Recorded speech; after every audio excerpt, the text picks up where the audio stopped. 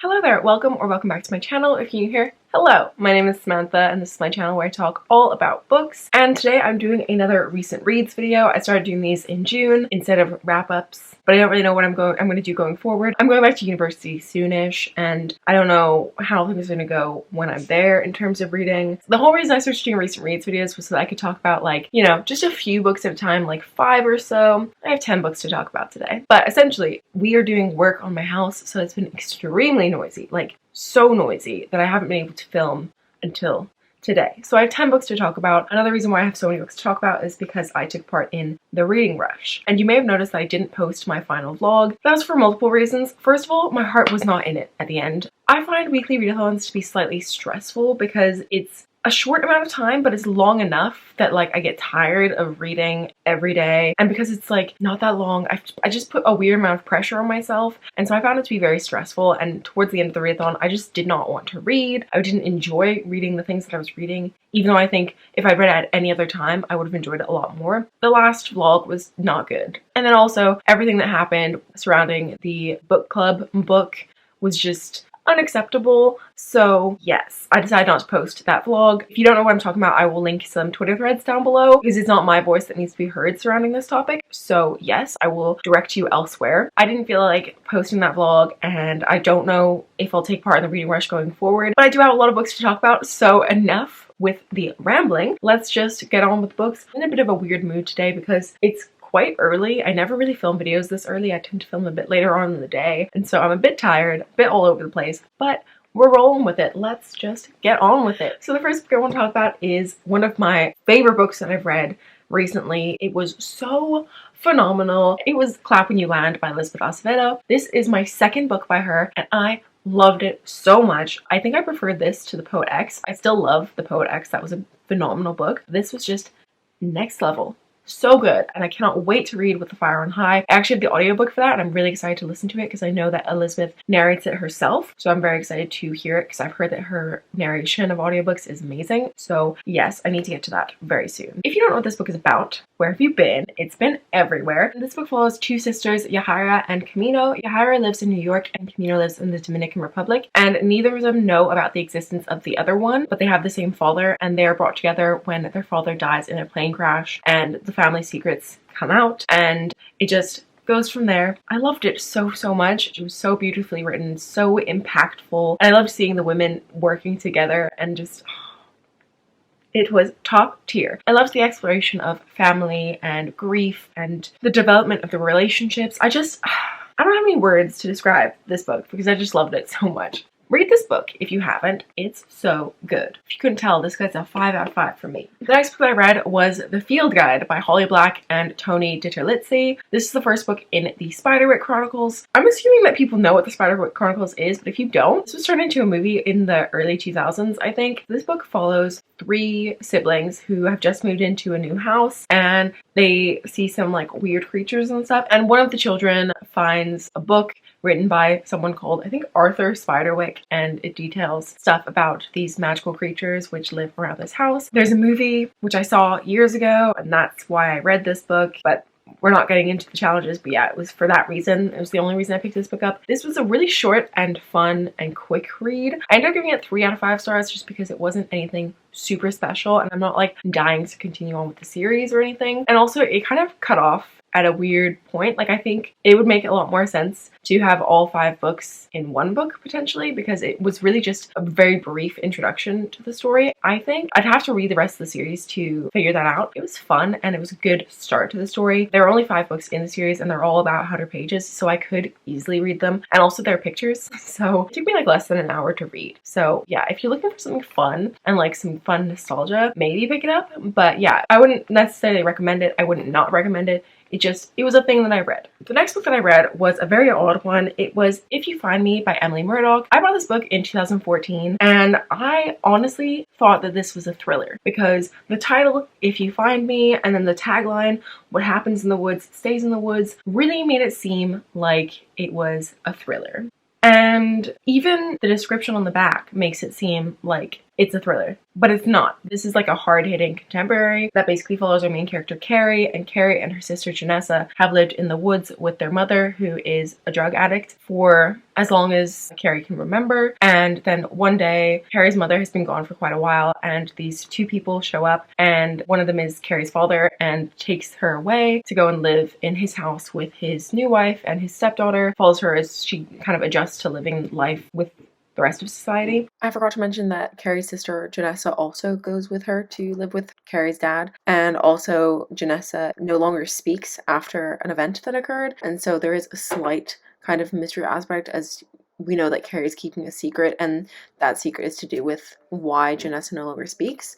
And so the whole novel, you don't know what's going on until the end. That is the basic premise. I don't want to go too deep into it. I ended up giving this book a 3 out of 5 stars. I think mainly because of the disappointment I had when I started reading this and realized that it was in fact a contemporary, not a thriller or a mystery like I thought. So yes, I ended up giving it 3 out of 5 stars. It was okay, but I didn't think it was anything particularly special. I don't think I've read anything like this before, so it was something a little bit different, but it wasn't particularly for me. I didn't really like the characters particularly, and it was a bit tropey. It was written in 2013, and I think that shows a little bit. There were definitely some tropes which were very popular back then, which nowadays are not really used as much anymore because they are kind of overdone. Also, Carrie was only 14. It was quite like a young adult, but it had really dark themes. And so it was just a weird one. I don't know.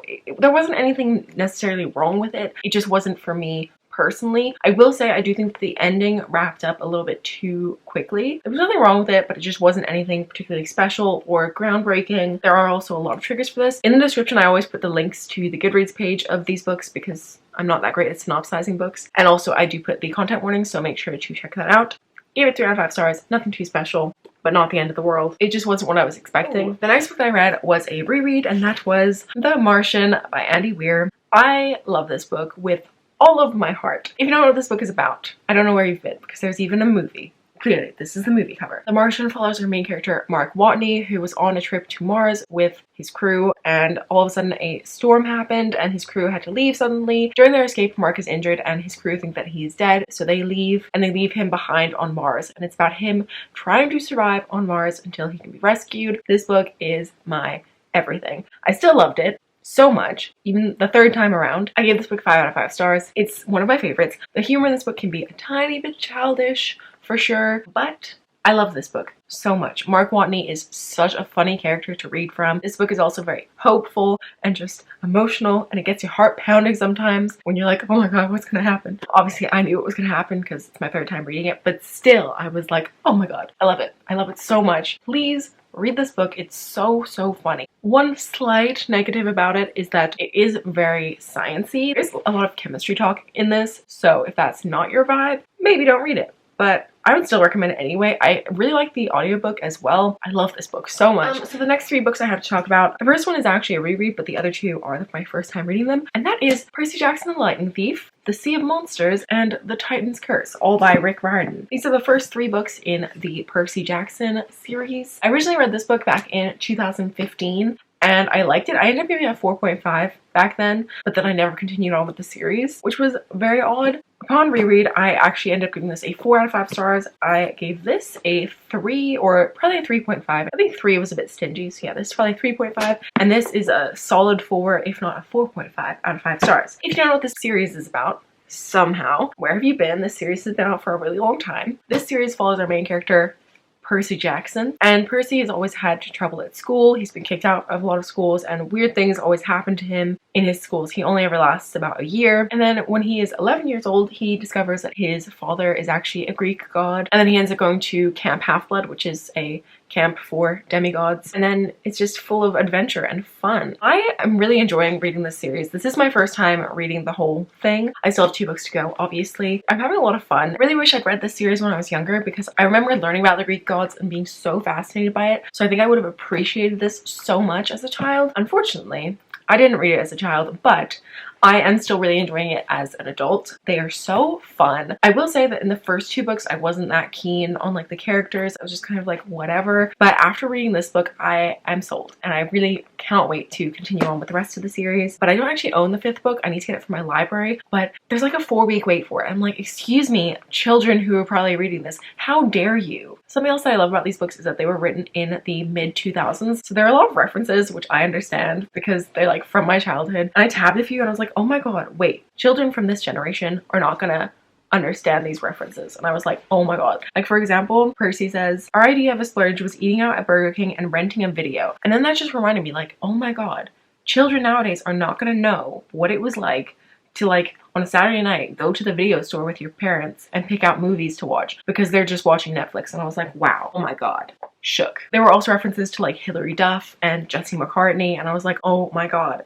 The youth of today are not going to get these references because they're not going to know who Jesse McCartney is. It's so fun reading books that are set like during my childhood years because I'm like, oh, I remember all of these things. I'm having a really fun time with it. Cannot wait to finish it off. As I said, this one was definitely my favorite, so I have high hopes for the last two books. We're almost there, don't worry. The next book that I read was a poetry collection, and that was Break Your Glass Slippers by Amanda Lovelace. You might recognize her as being the author of The Princess Saves Herself in this one. She is quite a popular poet, and for some reason, instead of picking up The Princess Saves Herself in this one, which is her most popular, I decided to pick up this one, which is her most recent. I think most of her collections are available on Skimmed, so if you're interested, check them out. But I really love poetry, and it's a genre that I'm really trying to get more into because I love it every time I read it, and I take so much out of it. I just need one, like once a month, I just need to read one and just kind of take a moment to reflect on everything, and poetry just helps me to do that. It's kind of like a cathartic experience for me. I absolutely loved this one. I felt seen in so many of the poems. It was absolutely stunning. I loved it so much. I gave it 5 out of 5 stars. It's got some like Cinderella sort of aspects to it, in that you kind of have like a conversation between the fairy godmother and Cinderella, kind of, which is a little bit similar to like Aphrodite Made Me Do It, which I read in June, and I really loved that. That's by Tristan Mattier, and that one was kind of like it kind of had like a response aspect to it. You had Aphrodite talking and then the poet kind of responding. I quite like that sort of format. I think it's a very effective format. We kind of had that, and it discussed so many themes that I just if you like poetry, do yourself a favor and pick this up. If you're not a fan of modern poetry, then you're probably not gonna like this, but I'm loving it, and I definitely want to read more, especially from Amanda Lovelace, because yeah, as I said, it was beautiful and I felt seen. The next book that I read was The Kingdom of Copper by S.A. Chakraborty. The only reason I continued on with this series was because I was buddy reading this with Elena and Mel. I'll link their channels down below because I talk about them all the time and they are fantastic. We buddy read the first one and then decided to buddy read the second one, and then none of us really liked it,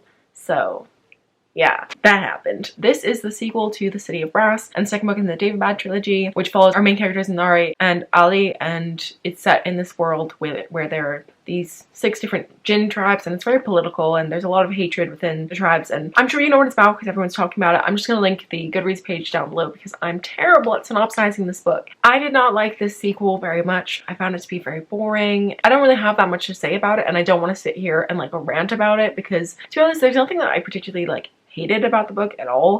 I didn't like it. I thought it was really boring, and like all the action happened in the last 150 pages, and you just had to slog through so much to get to that, and it was just like, I don't know, I just find that the pacing is off for me and in these books. I'm so glad that so many people love this series. Like, that's fantastic, and I love that for you, but this series is just not for me, so I don't think I'll be reading the last book because I didn't enjoy the first two very much. I think that I'm done with this trilogy. I gave this book 2 stars. There's nothing inherently wrong with it apart from the pacing for me. As I said, it's just not for me. And the final book that I read was one that I got for review. This book came out on the 23rd of July, and I was just kind of late getting to it, but it's fine. I've reviewed it now, and that is The Sin Eater by Megan Campisi. I heard Emma from Drinking by My Shelf talking about this book, and I thought it sounded so interesting, and I was like, oh, let me request that on NetGalley, and I got approved, obviously, and I read it. And I did not like it. This book is set in the 16th century in England, or, well, it's supposed to be like an alternative England, so they call it Angland, and I'm like, why? Like, we know it's England? Unless that's supposed to be reflective of the mid-16th century English, which I can't remember that much from that module that I did on the development of English over time, so I can't remember if that's accurate or not. But I don't know. I don't know if it's supposed to be England or Angland, but yeah, whatever. And in the 16th century, there used to be these people called sin eaters who basically, on your deathbed, you would tell the sin eater what your sins are, and then they would eat foods that kind of symbolize that sin, and so that they're taking your sins by eating this food so that you can go to heaven or wherever. I don't really know. And the sin eaters weren't allowed to talk. I'm pretty sure that this was an actual thing that happened, that there were these people called sin eaters. But yeah, there's also sort of a mystery aspect, as there seems to be some dodgy stuff happening within the palace, and our main character May is trying to figure that out, but she's also not allowed to talk, so it's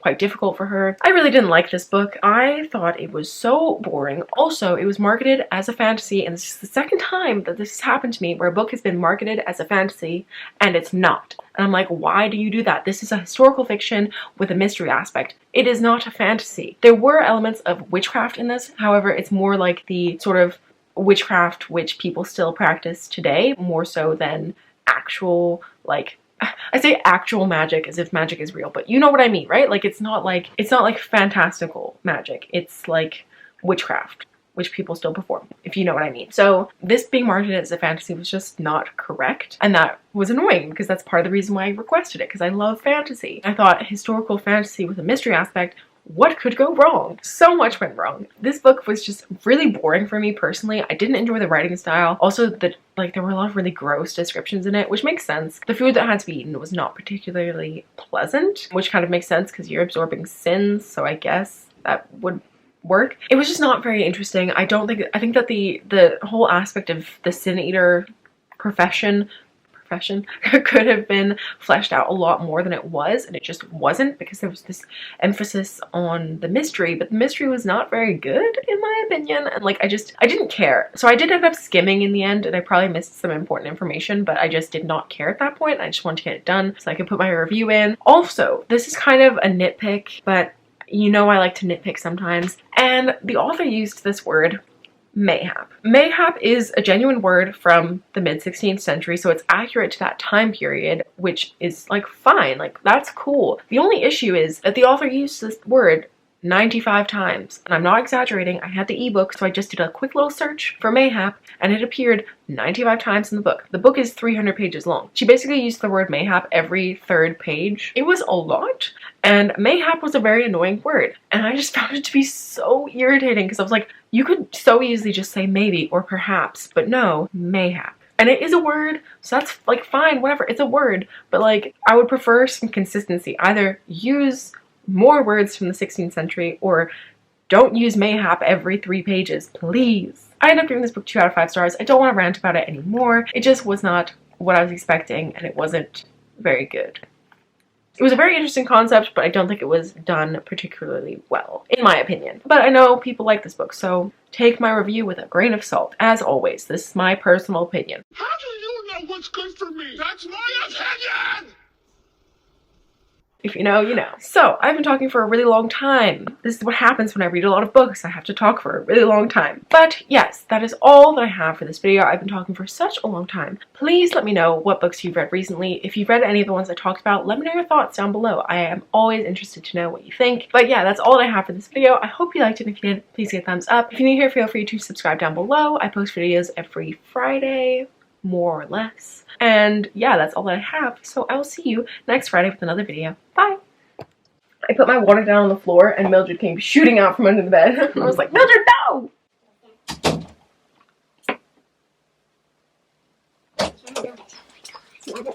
Oh my god, the sun, why are you doing this to me? Why is the sun doing this? Oh.